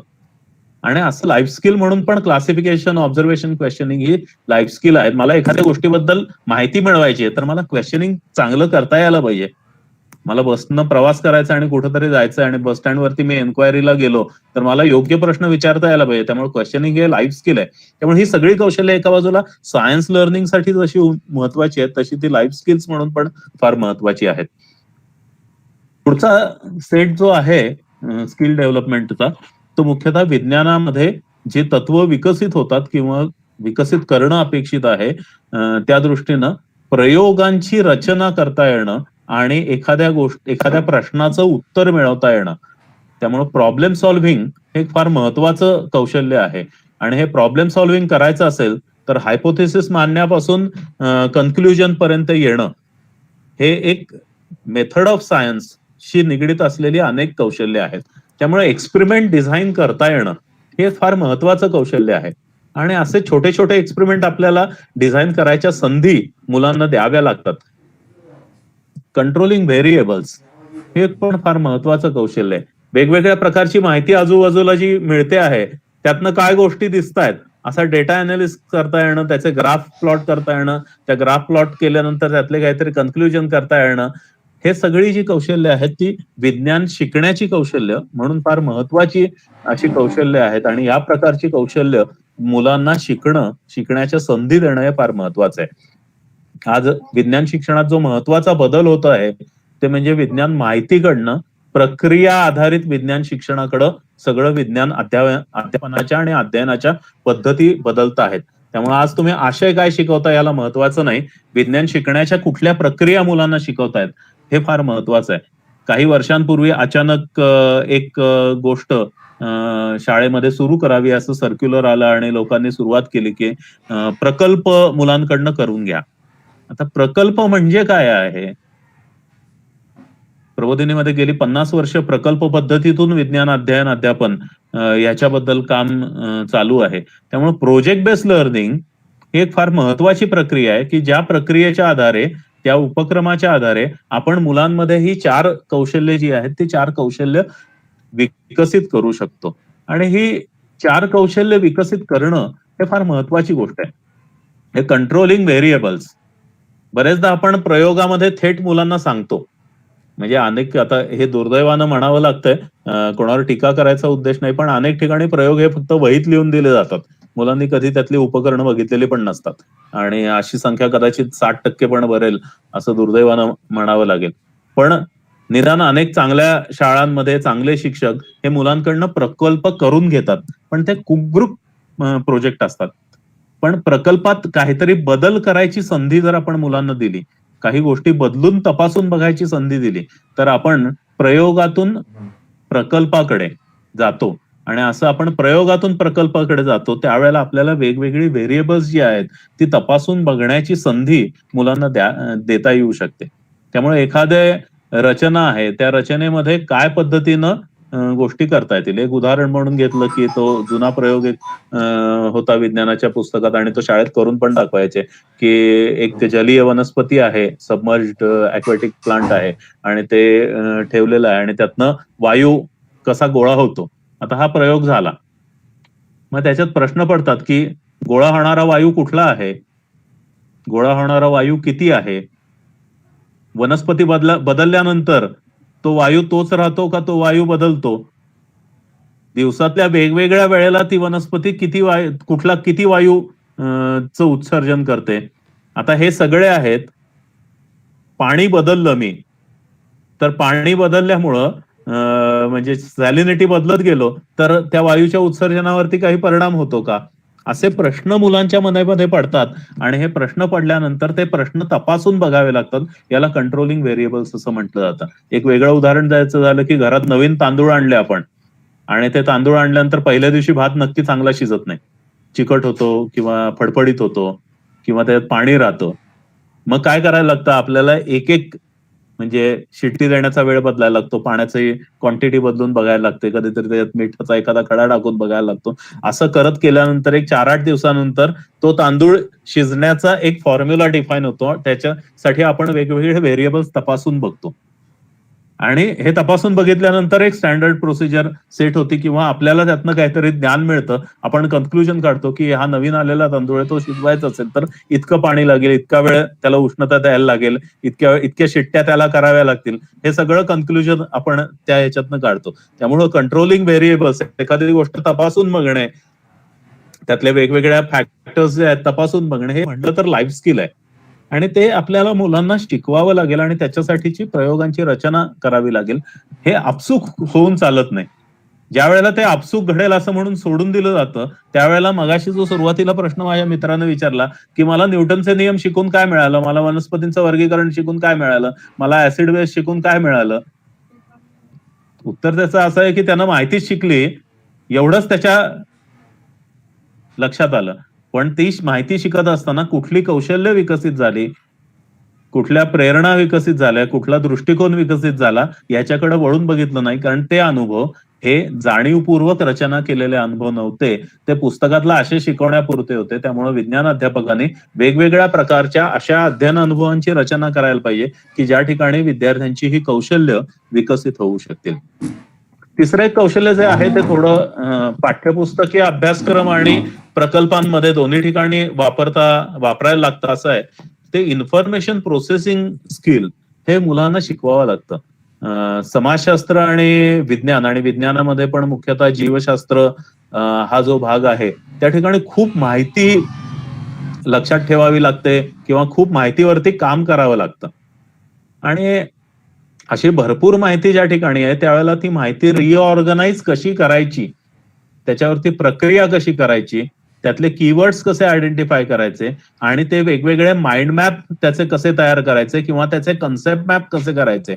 एखादी संकल्पना मी शिकतो त्यावेळेला ते संकल्पनेचं एक संकल्पना चित्र माझ्या मनासमोर तयार व्हावं लागतं आणि त्याच्यासाठी मला माहितीवरती प्रक्रिया करावी लागते. पुस्तकात 8 पानी वनस्पतींचं वर्गीकरण दिलेलं आहे, प्राण्यांचं वर्गीकरण दिलेलं आहे. त्याचा एक चांगला ट्री डायग्राम मला जेव्हा तयार करायला येतो त्यावेळेला मला माहितीवरती प्रक्रिया करायला येते आणि त्या माहितीवरती केलेल्या प्रक्रियेतून माझं शिकणं चांगलं होतं. रसायनशास्त्रामध्ये एखादी शुद्धीकरण प्रक्रिया आहे किंवा जीवशास्त्रामध्ये एखादी डायजेशनची प्रोसेस आहे. अशा वेगवेगळ्या प्रक्रियांचा अभ्यास करावा लागतो. या प्रक्रियांची माहिती पुस्तकात दिलेली असते, ती निबंध या स्वरूपामध्ये असते. अशी निबंध या स्वरूपामध्ये असलेली माहिती मला फ्लोचार्ट मध्ये कन्वर्ट करायला येते.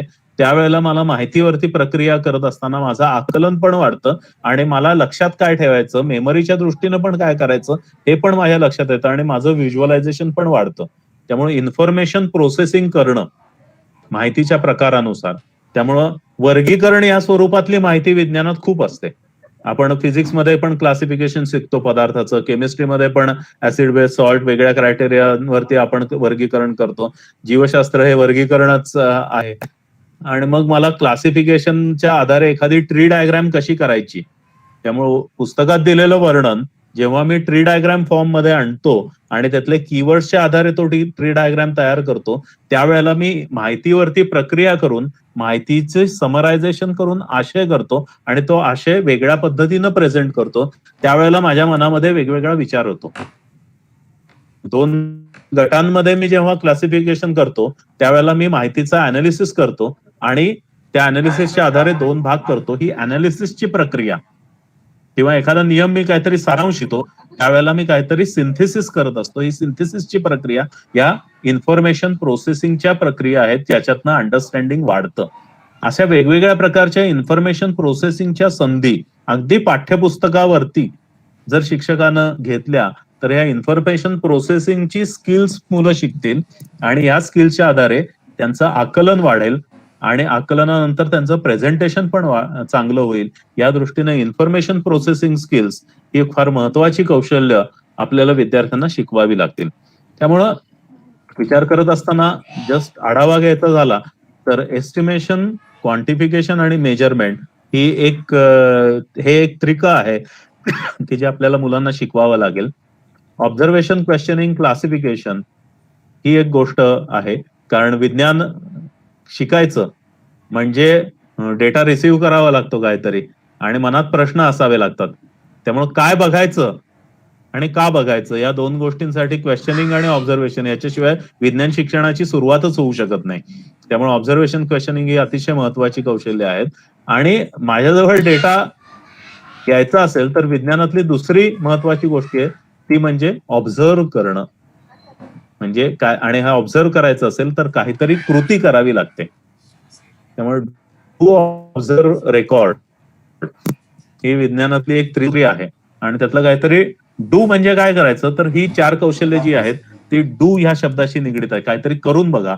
त्याच्यासाठी एक्सपेरिमेंट डिझाईन कसं करायचं असतं ते शिकवायचंय. कंट्रोलिंग व्हेरिएबल, डेटा अनालिसिस आणि इंटरप्रिटिंग अँड फॉर्म्युलेटिंग कन्क्लुजन. आणि माहिती खूप गोळा होईल आपल्याकडे, डेटा खूप गोळा होईल, त्याच्यावरती प्रक्रिया करायला लागेल. ते प्रक्रिया करण्याची कौशल्य ही मुख्यतः आपल्याला विद्यार्थ्यांना शिकवावी लागतील.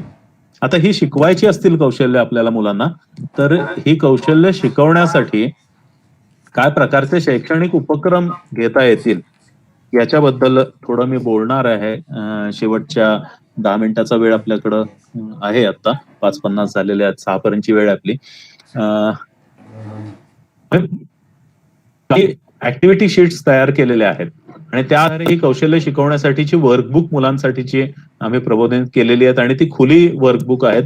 आपण ती मागवून घेऊ शकता आणि त्या आधारे कृती मुलांकडनं करून घेऊ शकता. त्यामुळे वेगवेगळ्या प्रकारच्या कृती म्हणजे पुस्तक मंडळा किंवा शिक्षण खात्यानं प्रिस्क्राईब केलेलेच प्रयोग फक्त आपण करून घ्यायला पाहिजेत असं नाही.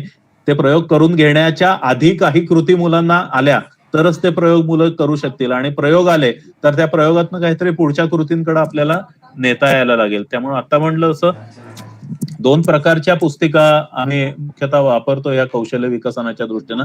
एक आहे ते हाऊ वी लर्न आणि छोट्या छोट्या कृती दिलेल्या आहेत. काहीतरी एस्टिमेट करायला येईल मुलांना, काहीतरी मोजायला लागेल, अशा छोट्या छोट्या कृती दिलेल्या आहेत. हाऊ वी लर्न म्हणजे अगदी प्रयोगांची रचना. तर काय करूया त्या पुस्तिकेतल्या छोट्या छोट्या कृती काय आहेत एक उदाहरण म्हणून सांगतो की कापडाचा अभ्यास करूया आपण.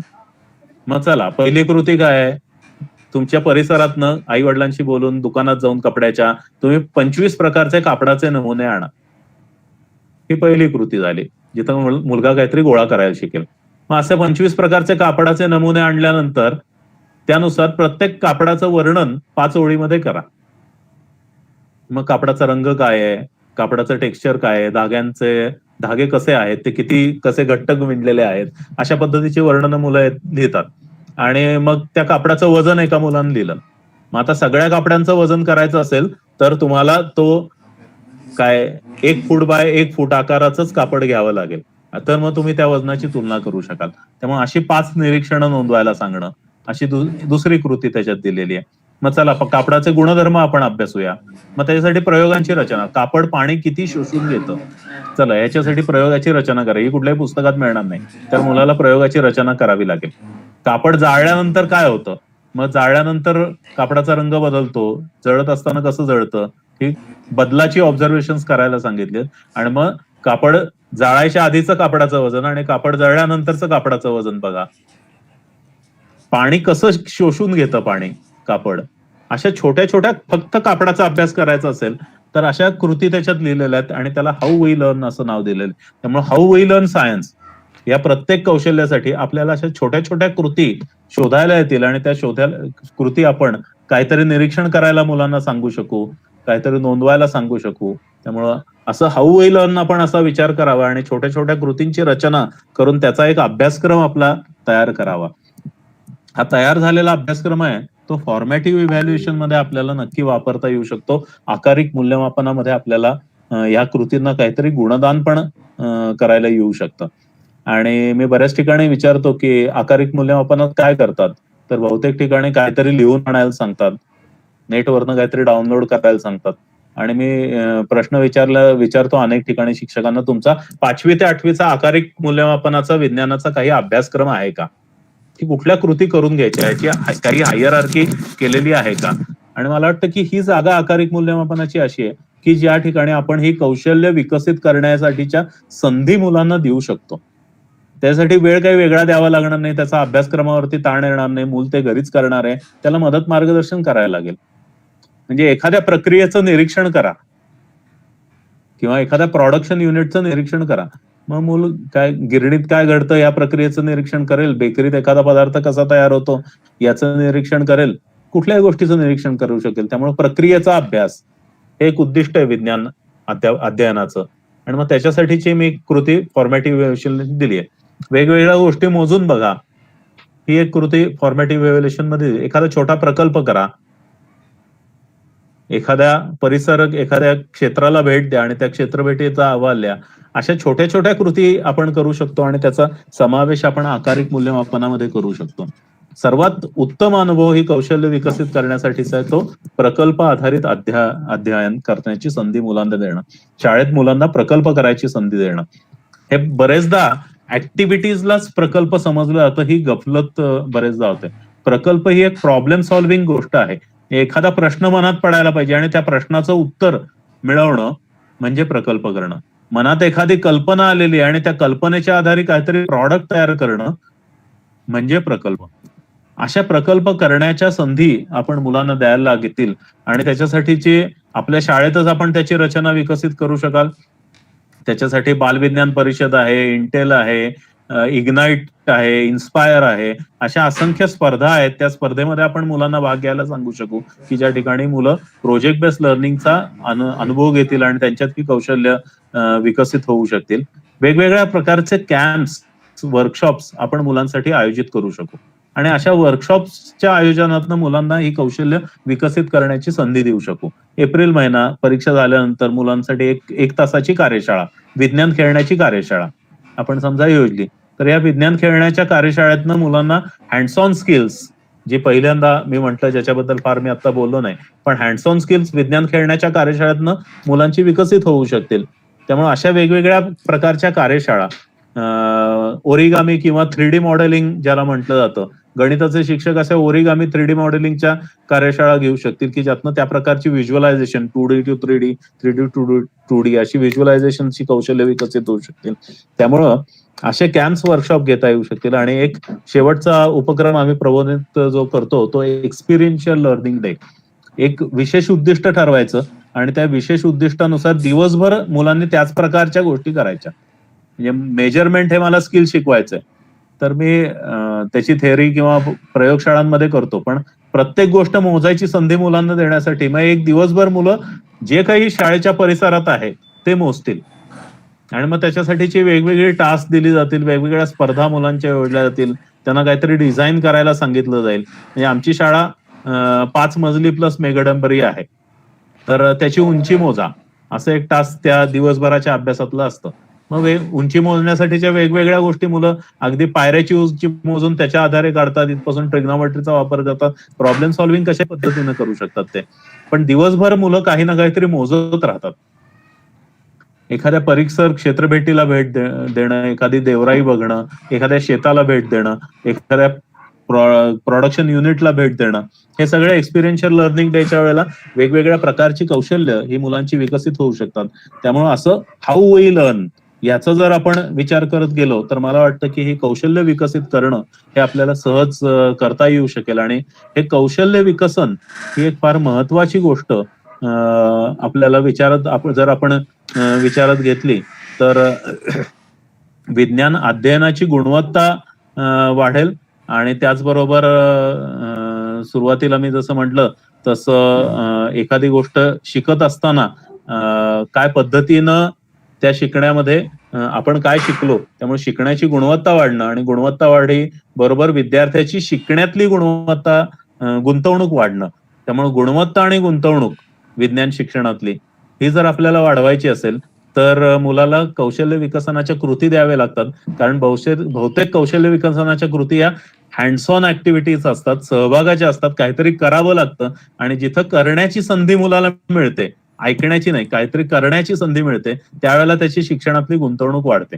आणि अशी विज्ञान शिक्षणातली मुलाची गुंतवणूक आपल्याला वाढवायची असेल तर कौशल्य विकसनाचा एक अभ्यासक्रम जर आपण इयत्ता 5वी ते 10वी तयार केला आणि ही आता कौशल्य जी सांगितली त्या कौशल्याच्या आधारे जर आपण असा अभ्यासक्रम तयार केला, म्हणजे एक मी मुलांसाठी आणि गेल्या वर्षी शिक्षकांसाठी पण कार्यशाळा घेतली होती की ऑब्झर्वेशन स्किल, 5 दिवस आपण ऑब्झर्वेशन स्किल कसं विकसित करायचं असतं याचाच विचार करूया. आणि असं जर आपण केलं तर मला वाटतं की विज्ञान शिक्षणामधली मुलाची गुंतवणूक आणि गुणवत्ता या दोन्हीच्या दृष्टीनं आपण एक पाऊल नक्की पुढे जाऊ शकू. तर त्या दृष्टीनं नर्चरिंग स्किल्स हा एक महत्वाचा विषय आहे. त्या विषयाबद्दलचे मी माझे काही अनुभव आपल्या समोर मांडले. वेळेच्या दृष्टीनं किती वेळ उपलब्ध आहे असा विचार करून संयोजकांनी प्रश्नोत्तराचा विचार करायला हरकत नाही, कारण 6 वाजलेले. हा, नमस्कार सर. एक सर, आवाज येतोय माझा? हा, येतोय. सर, एक प्रश्न असा आलेला आहे की आपला जो नियोजित अभ्यासक्रम आहे तो अभ्यासक्रम आणि प्रकल्प उपक्रम यांचा जर वेळेचा विचार केला तर वेळ तेवढा मिळत नाही एवढ्या या अकॅडमिक इयरमध्ये. मग या प्रकल्प किंवा उपक्रम आणि आपला जो अभ्यासक्रम आहे यांची सांगड कशी घालावी की जेणेकरून उपक्रमही घेता येईल आणि प्रकल्पही घेता येईल आणि पूर्ण अभ्यासक्रमही पूर्ण करता येईल. एक आता म्हणलं तसं की शालेय वेळापत्रकात आणि काही तास याच्यासाठी राखून ठेवणं हे नक्की करायला येऊ शकतं. कारण आपण जो आशय शिकवणार आहे म्हणजे अभ्यासक्रम पूर्ण करणं, या अभ्यासक्रमाचं एक वर्गीकरण करावं. कुठला अभ्यासक्रम हा कौशल्य आधारित आहे, म्हणजे कुठल्या संकल्पना या कौशल्य आधारित आहेत, हे जर आपण एकदा त्याची यादी तयार केली तर तो विषय मी माहिती प्रधान शिकवणार नाही, तो विषय मी कृती प्रधान शिकवणार, असं एकदा आपण निश्चित केलं की त्या प्रकारे तासांची रचना आपल्याला करता येईल. त्याच्यानंतर दुसरी महत्वाची गोष्ट मी म्हटली तसं असे काही विशेष अध्यापन दिवस आपण योजू शकू. आणि तिसरी महत्वाची गोष्ट मला मी एक प्रश्न म्हणून विचारतो की आपण खालच्या इयत्तांमध्ये 5वी ते 8वीच्या शिक्षकांसाठी जर इथं असतील तर आपल्याला मूल्यमापन करत असताना 100 मार्कांचं मूल्यमापन उदाहरण म्हणून घेतो मी. 100 मार्काचं मूल्यमापन करायचं असेल तर आकारिक मूल्यमापनाला 50% गुण आहेत आणि संकलित मूल्यमापनाला 50% गुण आहेत. आपण वर्गातल्या शिकवण्याचा सगळा वेळ संकलित मूल्यमापनासाठी वापरतो. आकारिक मूल्यमापनासाठी वेळ राखून ठेवलेला आहे का की ज्याच्या आधारे आपण 50% गुण देतो? तर मला असं वाटतं की या 50% गुणांची योजना आपण अभ्यासक्रमातल्या कृतींच्या जी निगडीत केली, हे धड्याखाली करून तर पहा, असं जे आहे ना त्याचा चांगला अभ्यासक्रम जरी आपण तयार केला तरी मला वाटतं की हे मुलं करतील. आणि हे मुलांना स्वयं अध्ययनासाठी देण्यासाठी या कृती आहे. म्हणजे एखाद्या गोष्टीचं निरीक्षण कसं करायचं, म्हणजे एखादा पदार्थ आहे त्या पदार्थाचं निरीक्षण कसं करायचं हे मी भौतिकशास्त्राच्या तासाला शिकवलं किंवा रसायनशास्त्राच्या तासाला शिकवलं आणि त्याच्या निरीक्षणाच्या इतर गोष्टी मी घरी स्वाध्यायासाठी दिल्या, कृती करण्यासाठी दिल्या, तर नक्की याच्यामध्ये मुलांची गुंतवणूक वाढत जाऊ शकेल. आणि कृतीप्रधान अध्यापनाकडे जसं आपण जात जाऊ तसं मला वाटतं की या प्रश्नाचं उत्तर सापडत जाईल. त्याला माहिती मुलांपर्यंत पोहोचवणं आणि मुलांना माहिती निर्माण करायला शिकवणं, ह्या अप्रोचचा थोडा आपल्याला विचार करत जावा लागेल आणि तो जसजसा आपण विचार करत जाऊ त्या दृष्टीनं मला वाटतं की हा अभ्यासक्रम पूर्ण करणं हा फार ताण आहे असं वाटत नाही मला. कारण मगाशी म्हटलं असं की माहितीवरती प्रक्रिया करायला आपण इन्फॉर्मेशन प्रोसेसिंग शिकवलं आपण तर मुलांना त्याचा स्वयंअध्ययनासाठी उपयोग होतो आणि वर्गातले जे माहिती प्रधान धडे आहेत आशय प्रधान नाहीयेत, माहिती प्रधान आहेत. ते माहिती प्रधान धडे आपण इन्फॉर्मेशन प्रोसेसिंगची टास्क मुलांना देऊन ते कव्हर करू शकतो किंवा ते मुलांकडनं त्याचा अभ्यास करून घेऊ शकतो. अशा काही संकल्पनांचं जर आपण जर यादी केली पुस्तकातल्या आणि त्याच्यासमोर कुठल्या संकल्पना मला लॉजिकली शिकवायच्या आहेत, कुठल्या संकल्पना मला ऍक्टिव्हिटी बेस्ड शिकवायच्या आहेत, कुठल्या संकल्पना मला टास्क बेस्ड शिकवायच्या आहेत, असं जर आपण लिहित गेलो तर मला वाटतं की याचं उत्तर मिळत जाईल. एकदम याची सुरुवात करून चालत नाही. यावर्षी मी 10% वेळ माझ्या शिकवण्याच्या पद्धतीतला कृती प्रधानतेकडे नेईल. असं टप्प्याटप्प्यानं आपण करत गेलो तर त्याची उत्तरं नक्की सापडत जातील. आता इथं मी दीक्षित सरांना बघितलं, त्यांनी याच्याबद्दल खूप काम केलेलं आहे आणि मला वाटतं की कदाचित त्यांचं एक सत्र आहे त्यावेळेला पण ते याच्याबद्दल अजून काय चांगले अनुभव शेअर करू शकतील. हा सर, आणखी एक प्रश्न आहे. कृतीयुक्त अध्यापन पद्धती या कृतीयुक्त अध्यापन पद्धती शिक्षकांच्या मध्ये रुजवण्यासाठी आणखी काय काय पद्धती वापरता येतील? एक पहिली गोष्ट मला वाटतं की एक प्रिस्क्राईब जे काही अभ्यासक्रमात दिलंय, संकल्पना एखादी शिकवायची असेल तर हा प्रयोग करून बघा.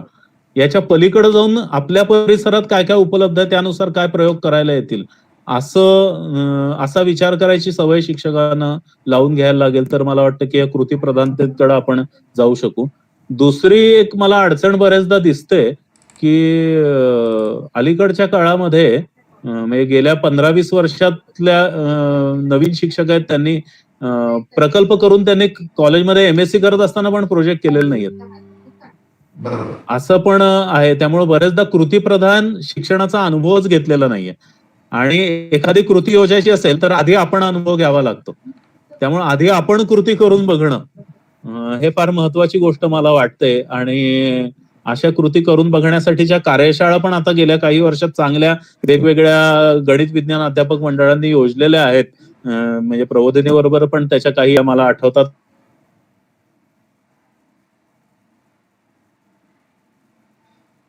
त्याचा परिचय करून घेणं आणि मला असं वाटतं की यातला एक हर्डल जो असतो शिक्षकांच्या मनामध्ये की सुरुवातीला सगळे पूर्ण वर्गासाठी किंवा शाळेसाठी करू हे कसं मला जमणार अशी एक मनात भीती शंका असते. तर मी सुरुवातीला असं सुचवीन की पारंपरिक पद्धतीनं अध्यापन चालू ठेवावं आणि वर्गातल्या 10 मुलांना त्या कृती करून द्यायला बघाव्यात.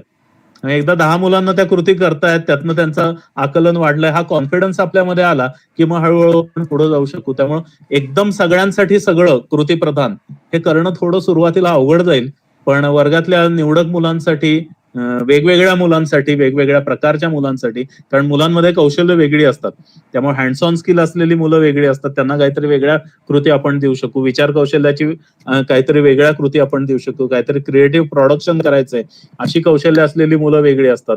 तर अशा वेगवेगळ्या कृती आपण वेगवेगळ्या मुलांना दिलं तर त्याचा जो ताण आपल्याला जाणवतो की कृती प्रधान अध्यापन मी कसं करू किंवा कृती प्रधान अध्ययन मी कसं करून घेऊ याचा ताण आपल्याला येणार नाही. त्यामुळे छोट्या छोट्या गटापासून आणि छोट्या छोट्या कृतींपासून सुरुवात करावी. असं एक 5-1 वर्ष केल्यानंतर आता म्हणलं असं की हाऊ वी लर्नचा आमचा अभ्यासक्रम तयार आहे 5वी ते 9वीचा. 10-15 वर्षाच्या प्रयोगानंतर आणि शाळेतल्या सगळ्या 7-8 शिक्षकांनी प्रयोग केल्यानंतर तो तयार झालेला आहे. त्यामुळे आपण टीम म्हणून कसं काम करतो शाळेतले शिक्षक याच्यासाठी आणि एक 3-4 वर्षाची योजना आखून आपण कसं काम करतो या दृष्टीनं असं नियोजन केलं आणि गट म्हणून काम केलं तर मला वाटतं की याचा जो ताण वाटतो आपल्याला जो अभ्यासक्रम पूर्ण करण्यापासून ते निर्णयापर्यंतचा तो ताण आपल्याला कमी करत करत हा बदल करता येऊ शकेल. हा सर, आणखी एक थोडासा मजेशीर प्रश्न आहे. त्या शिक्षकाचं असं म्हणणं आहे की मी बरेचसे प्रयोग किंवा कृतीयुक्त अध्यापन करण्याचा प्रयत्न करतो पण तरी सुद्धा विद्यार्थ्यांना विज्ञानाविषयी जास्त गोडी लागण्याऐवजी त्यांना ते इतर जे विषय आहेत चित्रकला किंवा स्वविकास हे विषय त्यांना जास्त आवडत आहेत. काय याच्यासाठी एक्स्ट्रा काय करता येईल? चांगलं आहे, म्हणजे ते आवडतात तर चांगलं आहे. मुलाला कुठली तरी आवड आहे, नक्की चांगली गोष्ट आहे. मला एक असं वाटलं ह्याच्यात, की हे आपण डेमॉन्स्ट्रेशन करतो का मुलांना करायला देतो? हा एक पहिला विचार आपण करायला लागेल. मुलांना तोंडी ऐकायला आवडतं, डेमॉन्स्ट्रेशन बघायला आवडतात. त्यामुळं एक पाऊल आपण विद्यार्थ्यांच्या शिकण्याच्या गुंतवणुकीकडे आपण नेतो. पण डेमॉन्स्ट्रेशन करण्यापेक्षा मुलाला करायला आवडतं हातानं. त्यामुळे हातानं करायची संधी आपण त्याला देतो का? आणि येथील किंवाची विज्ञान शिक्षणातली गुणवत्ता गुंतवणूक वाढेल. आणि पुढचा महत्वाची गोष्ट आहे, की आपण मुलाला त्या वस्तूंबरोबर खेळायची संधी देतो का? का मी सांगेल त्या पद्धतीनंच तू कर, असा आपला आग्रह असतो. आणि विज्ञान शिक्षणामध्ये खेळायची संधी देणं, म्हणजे हे असं करून बघू का, तसं करून बघू का, याच्या जागी हे वापरून बघू का, हे 2 सेंटीमीटरच्या ऐवजी 4 सेंटीमीटर घेतलं तर काय होईल, हा त्याच्या मनातला प्रश्न असतो. पण आपण परवानगी देत नाही, ते 2 सेंटीमीटरच घ्या असा आपला आग्रह असतो. ते स्टँडर्डाइज आपण काहीतरी तयार केलेलं असतं, त्यामुळे तो आपण धरतो. पण मुलाला हे तपासून बघायची इच्छा असते. त्यामुळे असं खेळायला जर आपण दिलं मुलांना गोष्टींबरोबर, तर मला वाटतं की त्यांची शिकण्यातली गुंतवणूक, त्यामुळं हातानं करून बघणं, पहिलं बघायला म्हणजे एक आता सरांनी जे सांगितलं ते उत्तम आहे. काहीतरी दाखवताय तुम्ही, हे एक पाऊल पुढे आहे. दाखवण्यानंतर करणं आणि करण्यानंतर खेळायला देणं मुलांना. कारण खेळत असताना आपण तपासून बघत असतो आणि हे तपासून बघणं विज्ञानातली फार महत्वाची गोष्ट आहे. आणि असं एकदा मला जे वाटतंय ते तपासून बघायची संधी मिळते मला, असं म्हणलं की नक्की गुणवत्ता वाढू शकेल त्यातली. हा सर, एक खूप छान मला एक तुमच्याकडून आज एक महत्वाचा मुद्दा समजला, तो म्हणजे मुलांना खेळायला देणं. बऱ्याच वेळेस आम्ही शिक्षक काय करतो की आम्हाला जे अपेक्षित आहे, पट्टी अशीच धर, तशीच धर, अशी धरतात का, तशी धरतात का, आम्ही त्यांच्यावर काहीतरी लागतो. बरोबर त्यांना जर खेळायला दिलं तर निश्चित ते ज्ञान अधिक प्राप्त करतील. एक खूप छान माहिती मिळाली. आणि आतापर्यंत चॅट बॉक्समध्ये जेवढे सर प्रश्न आले होते, ते प्रश्न आपण सगळे घेतलेले आहेत. तर मला वाटतं आपण समारोपाकडे जायला हरकत नाहीये. धन्यवाद सर. अगदी उत्तम उदाहरणांनी युक्त असं हे प्रेझेंटेशन होतं. आपणासारख्या तज्ज्ञ आणि अनुभवी व्यक्तीचा या व्याख्यानाच्या माध्यमातून सहवास लाभणे हा आम्हा सर्वांसाठीच अतिशय आनंदाचा अनुभव होता. कालच्या विद्यासागर सरांच्या व्याख्यानात सर्वजण इतके मग्न झाले की जणू काही त्यांनी या विज्ञान नगरीचे प्रवेशद्वारच आम्हा सर्वांसाठी खुले करून दिले. विज्ञान शिक्षण का आणि कसे हा विषय आणखी पुढे नेऊन विज्ञान अध्ययनाची कौशल्ये जोपासताना या विषयावर आपण आम्हाला हे व्याख्यान दिले. त्या माध्यमातून आज एक प्रकारे या विज्ञान नगरीची एक रमणीय अशी सैर आपण घडवून आणली. त्यामुळे या कार्यशाळेची शोभा नक्कीच वाढली आहे. विज्ञानाचे अध्ययन करत असताना कोणती कौशल्ये जोपासावी याचे खूप सारे बारकावे आपण स्पष्ट केले. निश्चितच यामुळे विज्ञानाची गोडी निर्माण होऊन एक सकारात्मक वैज्ञानिक दृष्टिकोन निर्माण होण्यास मदत होणार आहे. त्याचबरोबर कार्यशाळेच्या पुढील सत्रांमध्ये आणखी काय शिकायला मिळेल याबाबतची उत्सुकताही वाढीस लागली आहे. आपण आपला बहुमूल्य वेळ या कार्यशाळेसाठी दिलात आणि आपल्या उत्कृष्ट अशा व्याख्यानातून एक प्रकारे आपण आपल्या विज्ञान ज्ञानाचा आम्हा सर्वांवर वर्षाव केलात, त्याबद्दल आपणास मनपूर्वक धन्यवाद. यानंतर शिरूर तालुका गणित विज्ञान अध्यापक संघाचे जिल्हा समन्वयक माननीय श्री विलास कुरकुटे सरांना विनंती करते की त्यांनी आभार व्यक्त करावे. कुरकुटे सर. धन्यवाद मॅडम. आजच्या या शिक्षण परिषदेच्या दुसऱ्या पुष्पासाठी आपल्याला व्याख्याते म्हणून लाभलेले श्री प्रशांत दिवेकर सर, जे विभाग प्रमुख आहेत शैक्षणिक संशोधन व प्रशिक्षण विभाग, ज्ञान प्रबोधिनी पुणे या ठिकाणी. त्यांनी त्यांच्या विषयामधून nurturing skills for learning science, विज्ञान अध्ययनासाठी आवश्यक असणारी जी कौशल्य आहेत, ही कौशल्य विकसित करण्यासाठी विज्ञान शिक्षकांनी नेमकी काय भूमिका घ्यावी, पाठ्यपुस्तकातील आशय विद्यार्थ्यांपर्यंत पोहोचवताना कोणकोणत्या प्रकारची स्किल्स आवश्यक आहेत त्यावर सखोल असं मार्गदर्शन केलं. त्यासाठी शिरूर तालुका विज्ञान अध्यापक संघ व श्री चांदमल ताराचंद बोरा महाविद्यालय शिरूर यांच्या वतीनं श्री प्रशांत दिवेकर सर यांचे विशेष आभार. या कार्यक्रमासाठी ही परिषद घेण्यासाठी चांदमल ताराचंद बोरा महाविद्यालय जे शिरूर शिक्षण प्रसारक मंडळ आहे त्यांच्याकडून संचलित केलं जातं. या संस्थेचे सचिव आदरणीय श्री नंदकुमार निकम सर यांचे आम्ही विशेष आभार व्यक्त करतो की त्यांनी हा प्लॅटफॉर्म आपल्या सर्वांसाठी खुला करून दिला.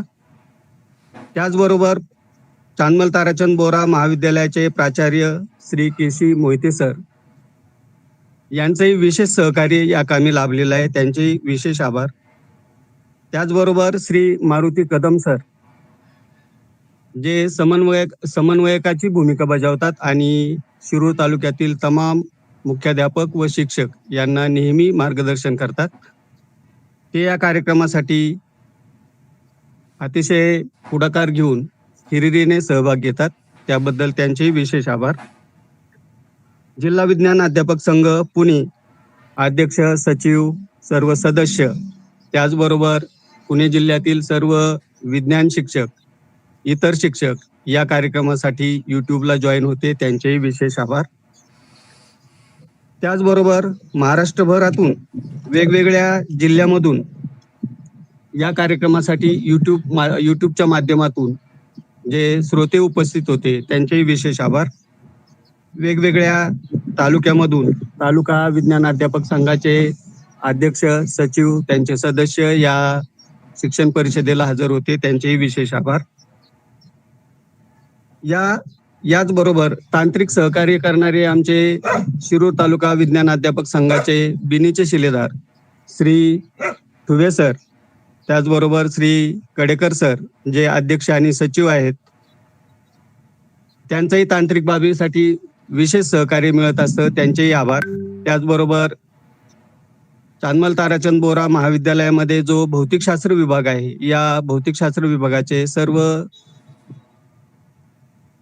असिस्टंट प्रोफेसर यांची या कामी मोलाची मदत झालेली आहे, त्यांचेही विज्ञान अध्यापक संघातर्फे विशेष आभार. धन्यवाद. ठोकळ मॅडम. धन्यवाद सर.